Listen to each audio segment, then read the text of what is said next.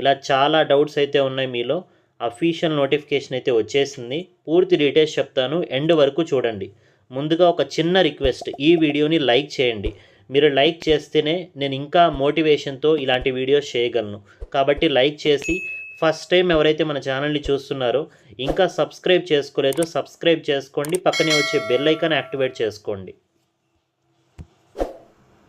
Okay friends, ఇక ఏమాత్రం ఆలస్యం చేయకుండా మనం నోటిఫికేషన్ డీటెయిల్స్లోకి అయితే వద్దాము. ఇక్కడ మీరు డేట్ చూస్తున్నారు 07/02/2025, అంటే ఫిబ్రవరి 7, 2025 తేదీనే మనకి అఫీషియల్ నోటిఫికేషన్ అనేది న్యూఢిల్లీ నుంచి జీడిఎస్కి సంబంధించి విడుదలైపోయింది. సబ్జెక్ట్ చూడండి, GDS online engagement schedule 1 January 2025 descriptive notification and engagement schedule అనేసి మనకి డిస్క్రిప్టివ్ నోటిఫికేషన్ అలాగే ఎంగేజ్మెంట్ షెడ్యూల్ అయితే అఫీషియల్గా మనకి విడుదల చేసేసారు. Sir or madam, I am directed to forward herewith the descriptive notification of the GDS online engagement schedule 1 January 2025 for information of all concerned. The notification will be made live for registration and submitting online applications by candidates from 10/02/2025. అంటే మనకి ఈ రోజు నుంచి, అంటే ఫిబ్రవరి 10వ తేదీ నుంచి మీరు ఈ జీడిఎస్కి సంబంధించి ఆన్లైన్ అప్లికేషన్ అనేది సబ్మిట్ చేయవచ్చు, రిజిస్ట్రేషన్ చేసుకోవచ్చు. సో మనం డిస్క్రిప్టివ్ నోటిఫికేషన్ డీటెయిల్స్ మొత్తం చూద్దామండి, ఓకేనా? మీరు వీడియోని చివరి వరకు చూడండి. సో ఫ్రెండ్స్, ఇక్కడ మీరు స్క్రీన్ మీద చూస్తున్నారు government of India, ministry of communications, department of post notification GDS online engagement schedule 1 January 2025. Date చూడొచ్చు 07/02/2025, ఫిబ్రవరి 7వ తేదీనే మనకి ఈ డిస్క్రిప్టివ్ నోటిఫికేషన్ అనేది విడుదలైతే చేసేసారు. Applications are invited from the eligible candidates to fill the vacant post of GDS, that is branch postmaster, assistant branch postmasters or dak sevaks in different offices of the Department of Post. Registration, online application, edit, correction window. So ఇక్కడ మీరు చూసుకున్నట్లయితే registration and submission of online applications 10/02/2025 to 03/03/2025, అంటే ఫిబ్రవరి 10 నుంచి మీకు registration అలాగే application submission అనేది start అవుతుంది. So apply చేసుకోవడానికి లాస్ట్ డేట్ మార్చి 3, 2025, అంటే నెక్స్ట్ మంత్ 3వ తేదీ వరకు మీరు ఆన్లైన్లో ఈ జీడిఎస్ ఉద్యోగాలకి అప్లికేషన్స్ అనేవి పెట్టుకోవచ్చు. Edit or correction window. So మీరు ఆన్లైన్లో అప్లై చేసుకునేటప్పుడు ఏదైనా మిస్టేక్స్ చేసుంటే అవి ఎడిట్ చేసుకోవడానికి, కరెక్షన్ చేసుకోవడానికి మార్చి 6వ తేదీ నుంచి మార్చి 8వ తేదీ వరకు, అంటే ఒక 3 డేస్ అయితే కల్పిస్తున్నారు. 6, 7, 8 ఈ 3 రోజులు మీరు కరెక్షన్ ఏమైనా మిస్టేక్స్ ఏమైనా చేసుంటే అవి కరెక్షన్ చేసుకోవచ్చు అనమాట. ఎడిట్ విండో అనేది మీకు మార్చి 6 నుంచి మార్చి 8వ తేదీ వరకు అయితే ఉంచబోతున్నారు. ఓకే ఫ్రెండ్స్, ఈ జీడిఎస్ ఉద్యోగాలకు సంబంధించి ఎమోల్మెంట్స్ అండ్ అలవెన్సెస్ గురించి చూద్దాము. బీపీఎం పోస్ట్ కానీ మీరు సెలెక్ట్ అయితే టీఆర్సీఏ స్లాబ్ ప్రకారం 12,000 rupees to 29,380 rupees per month మీకు శాలరీ అయితే రావడం జరుగుతుంది, ఓకేనా? ఇది basic pay. A BPM or Dak Sevak కానీ సెలెక్ట్ అయితే మీరు 10,000 రూపీస్ టు 24,470 రూపీస్ వరకు మీకు శాలరీ అయితే రావడం జరుగుతుందండి, ఓకేనా? ఇవి మనకి శాలరీ డీటెయిల్స్. ఓకే ఫ్రెండ్స్, ఇప్పుడు మనం ఈ ఏపీపీఎం అలాగే బీపీఎం ఉద్యోగాలకి అప్లికేషన్ పెట్టుకోవడానికి ఎలిజిబిలిటీ క్రైటీరియా, ఏజ్ లిమిట్ ఎంత ఉండాలి, అలాగే ఎడ్యుకేషనల్ క్వాలిఫికేషన్స్ ఏముండాలి, ఈ డీటెయిల్స్ అనేవి చూద్దాము. First of all age limit చూడండి. ఏజ్ లిమిట్ చూసామంటే మినిమం ఏజ్ మీకు 18 ఇయర్స్ ఉండాలండి, 18 సంవత్సరాలు నిండి ఉండాలి అప్లై చేసుకోవడానికి. మ్యాక్సిమం ఏజ్ వచ్చేసి 40 ఇయర్స్, 40 సంవత్సరాలు ఉన్న 40 సంవత్సరాల లోపు ఉన్న ప్రతి ఒక్కరూ అప్లై చేసుకోవచ్చు. 18 నుంచి 40 సంవత్సరాల లోపు ఉన్నటువంటి మేల్ ఫీమేల్ ఇద్దరు అప్లై చేసుకోవచ్చు. ఇక ఈ ఉద్యోగాలకు సంబంధించి 40 సంవత్సరాలు దాటిన వాళ్ళు ఎస్సీ ఎస్టీలో ఉంటే వాళ్ళు 45 సంవత్సరాల వరకు అప్లై చేసుకోవచ్చు. బీసీలో ఉంటే 43 సంవత్సరాల వరకు అప్లై చేసుకోవచ్చు. డిజబిలిటీ క్యాండిడేట్స్ అయితే మీరు 50 సంవత్సరాల వరకు అప్లై చేసుకోవచ్చు. డిజబిలిటీలోని బీసీ క్యాండిడేట్స్ అయి ఉంటే మీరు 53 సంవత్సరాల వరకు అప్లై చేసుకోవచ్చు. పీడబ్ల్యూడీలోని మీరు ఎస్సీ ఎస్టీ అయి ఉంటే 55 సంవత్సరాల వరకు అప్లై చేసుకోవచ్చు. సో ఏజ్లో రిలాక్సేషన్ కూడా ఉంది. Qualifications as on the date of the notification. Educational qualification చూద్దామండి. Educational qualification for engagement of GDS is secondary school examination pass certificate of 10th standard with passing marks in mathematics and English conducted by any recognized board of school education by Government of India, state government, union territories in India. So 10th class pass అయినటువంటి certificate మీ దగ్గర ఉంటే మీరు apply చేసుకోవచ్చు. ఆ 10th class సర్టిఫికేట్లో ఖచ్చితంగా maths and English అనేది ఉండాలి. అవి మీరు పాసింగ్ మార్క్స్తో పాస్ అయి ఉండాలి. సో నెక్స్ట్ వచ్చేసి ఇంకొక అర్హత కూడా కావాలి ఎడ్యుకేషనల్ క్వాలిఫికేషన్లోనే. అదేంటంటే లోకల్ లాంగ్వేజ్ అనమాట. The applicant should have studied the local language at least up to 10th standard from a recognised board. So local language ఏంటి మన ఆంధ్రప్రదేశ్ తెలంగాణ వాళ్ళకి అనేది చూద్దాం. మనకి నోటిఫికేషన్లోనే అనలెక్జర్ 3లో 21 పేజ్లో list of local language for GDS engagement అనేసి ఇవ్వడం జరిగింది.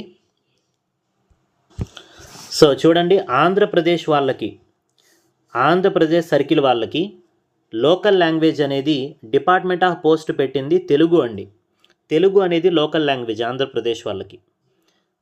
తెలంగాణ వాళ్ళకి కూడా తెలుగు అనేది లోకల్ లాంగ్వేజ్ అనమాట. సో మనం చదివినటువంటి 10th క్లాస్ సర్టిఫికేట్లో తెలుగు అనేది సబ్జెక్ట్గా ఉంటే, వన్ ఆఫ్ ది లాంగ్వేజ్గా ఉంటే మీరు ఆంధ్రప్రదేశ్ తెలంగాణకి అప్లై చేసుకోవచ్చు. ఆబ్వియస్లీ మనకి మన 10th క్లాస్ సర్టిఫికేట్లో తెలుగు ఉంటుంది, హిందీ ఉంటుంది, ఇంగ్లీష్ ఉంటుంది. ఈ 3 లాంగ్వేజెస్ కంపల్సరీగా మనం చదివే ఉంటాం, మన సర్టిఫికేట్లో ఉంటాయి. మీరు కావాలంటే ఓపెన్ చేసి చూసుకోండి, మీ 10th క్లాస్ సర్టిఫికేట్ తీసి చూడండి, అందులో ఉంటుంది. First language Telugu, second language Hindi, third language English అనేసి ఉంటుందన్నమాట. సో ఇది సెంట్రల్ గవర్నమెంట్ రిక్రూట్మెంట్ కాబట్టి మీరు ఆంధ్రప్రదేశ్ తెలంగాణనే కాదు వేరే సర్కిల్స్కి కూడా అప్లై చేసుకోవచ్చు. వేరే సర్కిల్స్ వేటికి అప్లై చేసుకోవచ్చు సార్ అంటే, సో ఇక్కడ మనకి ఎడ్యుకేషనల్ క్వాలిఫికేషన్స్లో ఏమని మెన్షన్ చేశారు, 10th క్లాస్ అనేది మనకి అర్హత ఉండాలి, ఇదొకటి. అలాగే లోకల్ లాంగ్వేజ్ కూడా ఉండాలి. సో లోకల్ లాంగ్వేజ్ అనేది మనకి అట్లీస్ట్ ఒక సబ్జెక్ట్ అనేది 10th క్లాస్లో చదివి ఉండాలి. హిందీ చదువున్నాం, ఇంగ్లీష్ కూడా చదువున్నాం. సో హిందీ ఇంగ్లీష్ ఉన్నటువంటి సర్కిల్స్కి కూడా మనం అప్లై చేసుకోవచ్చు. సో ఇక్కడ ఏమున్నాయి హిందీ ఇంగ్లీష్కి సంబంధించి, హిందీకి చూడండి బీహార్ ఉంది, లోకల్ లాంగ్వేజ్ బీహార్కి హిందీ, ఛత్తీస్గఢ్కి కూడా హిందీనే, ఢిల్లీకి కూడా హిందీనే, హర్యానా హిందీ, హిమాచల్ ప్రదేశ్ హిందీ, నెక్స్ట్ జమ్మూ కాశ్మీర్ హిందీ, జార్ఖండ్ హిందీ, మధ్యప్రదేశ్ హిందీ, తర్వాత నార్త్ ఈస్ట్లో అరుణాచల్ ప్రదేశ్ హిందీ ఆర్ ఇంగ్లీష్ కూడా ఉంది. ఇక్కడ మణిపూర్ ఉంది, ఇక్కడ మణిపూరి లేదా ఇంగ్లీష్ ఉంది. అలాగే మేఘాలయ ఉంది, మేఘాలయలో కూడా మనకి హిందీ ఆర్ ఇంగ్లీష్ ఉంది. ఓకేనా. అలాగే ఇక్కడ చాలా ఉన్నాయన్నమాట. నాగాల్యాండ్ ఉంది, నాగాల్యాండ్లో కూడా హిందీ ఉంది లోకల్ లాంగ్వేజ్. పంజాబ్లో మనకి చండీగఢ్ అనేటటువంటి డివిజన్లో హిందీ ఆర్ ఇంగ్లీష్ ఉంది. తర్వాత Rajasthan Hindi, Uttar Pradesh Hindi, Uttarakhand Hindi, Andaman Nicobar Islands Hindi or English ఉంది. సో ఈ విధంగా మనకి మొత్తం 23 సర్కిల్స్లో హిందీ మరియు ఇంగ్లీష్ ఉన్నటువంటి సర్కిల్స్కి కూడా మనం అప్లికేషన్ అనేది సబ్మిట్ చేయవచ్చు. సో దీంతో పాటు మీకు అడిషనల్గా వేరే క్వాలిఫికేషన్స్ కూడా ఉండాలి, అదర్ క్వాలిఫికేషన్స్ అనేవి. అదేంటంటే ఒకటి నాలెడ్జ్ ఆఫ్ కంప్యూటర్కి సంబంధించిన నాలెడ్జ్ ఉండాలి. నాలెడ్జ్ ఆఫ్ సైక్లింగ్ అనేది సైకిల్ తొక్కడం రావాలి. తర్వాత adequate means of livelihood. So మీకు కంప్యూటర్ నాలెడ్జ్ ఉండాలండి, సైకిల్ తొక్కడం రావాలి. సో ఇవి కూడా అదర్ క్వాలిఫికేషన్స్ అనమాట. ఎందుకంటే సైకిల్ తొక్కడం రావాల్సిందే అని ఇక్కడ మెన్షన్ చేశారంటే ఏబీపీఎం కానీ మీరు సెలెక్ట్ అయ్యారనుకోండి, సో మీరు సైకిల్ తొక్కొని వెళ్ళి ఆ పోస్ట్స్ అనేవి ఇవ్వాల్సి ఉంటుందన్నమాట ఎవరికైతే వచ్చాయో అవి. సో ఇప్పుడు చాలామంది బైక్ కూడా యూజ్ చేస్తున్నారు, బట్ మనకి ఇక్కడ అడుగుతున్నారనమాట అదర్ క్వాలిఫికేషన్స్లో. ఓకే ఫ్రెండ్స్, ఇప్పుడు మనం హౌ టు అప్లై అలాగే సెలక్షన్ క్రైటీరియా గురించి చూద్దాం. ముందుగా మనం సెలక్షన్ క్రైటీరియా గురించి చూద్దాము. ఎంపిక విధానం. చాలామంది ఎగ్జామ్ పెట్టబోతున్నారు అంటున్నారు.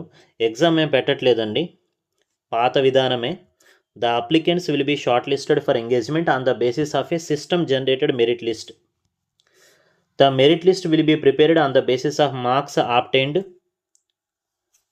In secondary school examination of 10th standard అనేసి క్లియర్గా మెన్షన్ చేస్తున్నారు. అంటే 10th క్లాస్లో మీకు వచ్చినటువంటి మార్కుల్ని బేస్ చేసుకొని ఇక్కడ మిమ్మల్ని సెలక్షన్ చేస్తున్నారు. ఎటువంటి మార్పు జరగలేదు, ఎగ్జామ్ ఏం పెట్టట్లేదు. చాలామంది ఎగ్జామ్ పెట్టబోతున్నారు, ఎగ్జామ్ ఉంటుంది జీడిఎస్ ఉద్యోగాలకని చాలామంది వీడియోస్ చేస్తున్నారు. బట్ అదంతా రాంగ్ ఇన్ఫర్మేషన్. మనకి అఫీషియల్ నోటిఫికేషన్ వచ్చేస్తుంది. అంటే అఫీషియల్ నోటిఫికేషన్లో క్లియర్గా మెన్షన్ చేశారు 10th క్లాస్లో వచ్చినటువంటి మార్కుల్ని బేస్ చేసుకొని సో మీకు కానీ మెరిట్ ఉంటే మీకు జాబ్ ఇస్తామనేసి క్లియర్గా మెన్షన్ చేస్తున్నారు. సో ఇక్కడ మాన్యువల్గా మనిషి యొక్క ఇంటర్మేషన్ ఏమీ ఉండదండి.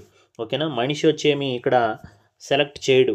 ఆటోమేటిక్గా మీరు ఆన్లైన్లో అప్లై చేసుకుంటారు, సిస్టమే ఆటోమేటిక్గా మెరిట్ లిస్ట్ అనేది ప్రిపేర్ చేస్తుంది. అది దేన్ని బేస్ చేసుకొని ప్రిపేర్ చేస్తుందంటే, ఒకటి మీ 10th క్లాస్ మార్క్స్, రెండు వచ్చేసి రిజర్వేషన్. ఇవి రెండు బేస్ చేసుకొని ఒక పీడిఎఫ్ అనేది రిజల్ట్కి సంబంధించిన పీడిఎఫ్ రెడీ చేస్తుంది సిస్టమే. కాబట్టి 10th క్లాస్లో వచ్చినటువంటి మార్కుల్ని బేస్ చేసుకొని మీకు ఇక్కడ సెలక్షన్ అయితే ఉంటుంది. ఎటువంటి చేంజ్ అయితే అవ్వలేదు. ఇక్కడ చాలామందికి గ్రేడ్ పాయింట్స్ ఉంటాయి, అలాగే గ్రేడ్స్ ఉంటాయి. మీరు గ్రేడ్స్ పెట్టి అప్లై చేసినా, మార్క్స్ పెట్టి అప్లై చేసినా, లేదంటే గ్రేడ్ పాయింట్స్ పెట్టి అప్లై చేసినా మీకు రిజల్ట్ అనేది ఎప్పుడు కూడా జీడిఎస్లో పర్సంటేజ్లో వస్తుందన్నమాట. ఎంత పర్సంటేజ్కి మీరు సెలెక్ట్ కాబడ్డారు అనేసి మీకు ఇక్కడ చూపిస్తుంది. ఫర్ ఎగ్జాంపుల్ నేను మీకు ఇక్కడ ఆంధ్రప్రదేశ్ సర్కిల్కి సంబంధించినటువంటి 2024 జూలైకి సంబంధించినటువంటి రిజల్ట్ పీడిఎఫ్ డౌన్లోడ్ చేసి చూపిస్తున్నాను ఒక రిఫరెన్స్ కోసం. ఇక్కడ మీరు రిజల్ట్ చూడొచ్చు. పర్సంటేజ్ ఆఫ్ మార్క్స్ ఆబ్టైన్డ్ అనేసి ఇక్కడ మీకు చూపిస్తుంది.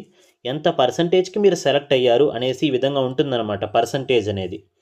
సో ఈ విధంగా పర్సంటేజెస్లో ఇలా పీడిఎఫ్ రూపంలో మీకు రిజల్ట్ అయితే వస్తుంది. సో మీరు కానీ గ్రేడ్ పాయింట్స్ పెట్టి అప్లై చేస్తుంటే, గ్రేడ్స్ పెట్టి అప్లై చేస్తుంటే మీరు ఎలా పర్సంటేజ్ తెలుసుకోవాలంటే, మీకు వచ్చినటువంటి పాయింట్స్ని ఇంటూ 9.5తో మల్టిప్లై చేశారంటే మీకు పర్సంటేజ్ అనేది వచ్చేస్తుందండి. ఓకేనా, సో ఇక మార్కులు పెట్టి అప్లై చేసిన వాళ్ళు మీకు వచ్చిన మార్కులు బై టోటల్ మార్క్స్ ఇంటూ 100 చేయండి. మీకు ఎన్ని మార్కులు అయితే వచ్చి ఉంటాయో 500 వచ్చాయనుకోండి, 600 కదా మనకు పెట్టేది, 500/600 ఇంటూ 100 చేయండి, మీకు పర్సంటేజ్ అనేది వచ్చేస్తుంది. సో ఈ విధంగా మీరు మీ 10th క్లాస్ గ్రేడ్ పాయింట్స్ అయినా కానీ మార్క్స్ అయినా కానీ పర్సంటేజ్లోకి కన్వర్ట్ చేసుకోవాలి. ఓకేనా, మీ టోటల్ సిజిపిఏని గ్రేడ్స్ ఉన్న వాళ్ళైతే. ఇక ఫ్రెండ్స్ ఇంకొకటి ఏంటంటే, సార్ ఇద్దరికి టై అయినప్పుడు ఏం చేస్తారు సార్ అంటే, ఇద్దరికి సేమ్ మార్క్స్ ఉన్నప్పుడు ఎవరికి జాబ్ ముందు ఇస్తారు సార్ అంటే, ఎవరికైతే ఏజ్ ఎక్కువ ఉంటుందో వాళ్ళకి ఇచ్చేస్తారండి. ఓకేనా, డిఓబి డేట్ ఆఫ్ బర్త్ చూస్తారు. ఓల్డర్ ఇన్ ఏజ్లో ఎవరికైతే ఎక్కువ ఉంటుందో వాళ్ళకి ఇవ్వడం జరుగుతుంది. ఓకేనా, ఏజ్ కూడా సేమ్ ఉంది సార్, అప్పుడు ఏం చేస్తారంటే, ఏజ్ కూడా సేమ్ అయితే ఎస్టీ ట్రాన్స్ ఉమెనా అని చూస్తారు. అది కూడా సేమ్ అయితే ఎస్టీ ఫీమేలా అని చూస్తారు. తర్వాత ఈ విధంగా లాస్ట్ అన్రిజర్వ్డ్ మేల్ వరకు వస్తారండి. ఈ విధంగా ఒక ఆర్డర్ ఉంటుంది. సో ఫస్ట్లోనే తేలిపోతుంది ఎవరికి వస్తుందా రాదా అన్నది. డేట్ ఆఫ్ బర్త్లోనే ఎవరి ఏజ్ ఎక్కువ ఉంటుందో అక్కడే జాబ్, ఎవరి ఏజ్ ఎక్కువ ఉంటుందో అతనికి జాబ్ ఇచ్చేస్తారండి. సింపుల్. ఇద్దరికి ఫర్ ఎగ్జాంపుల్ నేను మీకు అర్థమయ్యేలా చెప్తాను. 2024లో ఏ అనే అతనికి 10 పాయింట్స్ వచ్చాయి. ఇప్పుడు 2025లో ఇంకొక అతను బి అనే అతనికి కూడా 10 పాయింట్స్ వచ్చాయి. ఇద్దరు అప్లై చేశారు ఈ సంవత్సరం. సో ఎవరికి ఇవ్వాలి?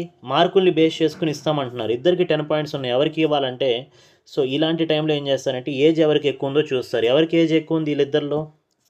2024లో కంప్లీట్ చేసిన అతనికి ఏజ్ ఎక్కువ ఉంది కాబట్టి ఏకి జాబ్ వస్తుందన్నమాట. ఈ విధంగా సెలక్షన్ అయితే ఉంటుందండి. ఓకే, ఓకే ఫ్రెండ్స్, ఇప్పుడు ఎలా అప్లై చేసుకోవాలి, హౌ టు అప్లై అనేది చెప్తాను. Applications are to be submitted in the online mode only. ఆన్లైన్లో మాత్రమే మీరు అప్లికేషన్ పెట్టుకోవాలి. వెబ్సైట్ వచ్చేసి India post GDS online .gov.in. ఈ వెబ్సైట్లోకి వెళ్ళి అప్లై చేసుకోవాలి. ఓకేనా.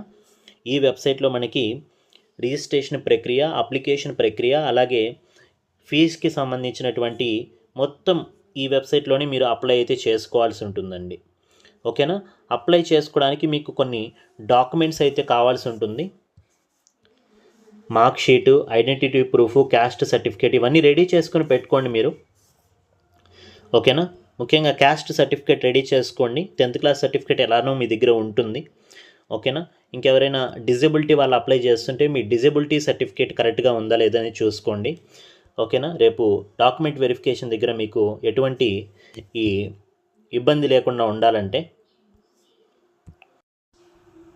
సో ఫ్రెండ్స్, నేను ఇప్పుడు జీడిఎస్కి సంబంధించినటువంటి వెబ్సైట్లో అయితే ఉన్నాను. ఎట్ ప్రెజెంట్ మనకి ఇంకా వెబ్సైట్లో రిజిస్ట్రేషన్ ప్రక్రియ అనేది స్టార్ట్ కాలేదు. సో వెరీ సూన్ రేపు మార్నింగే కూడా మనకి స్టార్ట్ అయిపోతుంది. ఎందుకంటే నోటిఫికేషన్లో 10th ఫిబ్రవరి అని మెన్షన్ చేశారు. బట్ ఇక్కడ మనకి స్క్రోలింగ్ అయితే వెళ్తుంది.